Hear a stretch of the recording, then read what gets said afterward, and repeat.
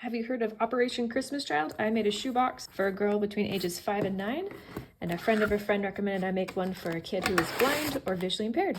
So in here, we have most of the Braille stuff. I have a paint palette, and I numbered the Braille dots 1 through 6. And then I have pom-poms so they can practice writing the alphabet. I have a poppet, and it's 3 Braille cells wide, so the student can practice the alphabet with that as well. 2 stylus. This one's double-sided.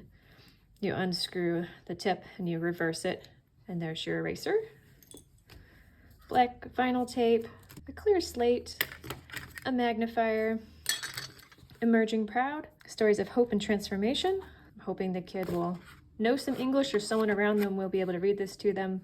And it talks about adults who are blind or low vision and how they're thriving at life. Who was Louis Braille? Braille was invented by a French youth, and so I thought that could be inspiring to the student. And then a couple alphabet cards. Try to divide everything up and put it in its own little zipper pouch so to help them stay organized. So up next we have school supplies. We have markers, we have black pens, red pens, tape, several pencil sharpeners, pencils. I always told it glitter crayons, leave a little bit of texture so you can feel them by touch. Several erasers, glue stick, some fun washi tape. Bag number 3 has personal hygiene, a face cloth, gloves, 2 pairs of socks. They're really cute. One has owls and the other one has a fox. Hair elastics, comb and toothbrush, a gallon Ziploc of art supplies and toys. This fun tube makes a great noise. Turn it into a bracelet. A dry erase marker. I have a bag full of marbles. Beads with elastic.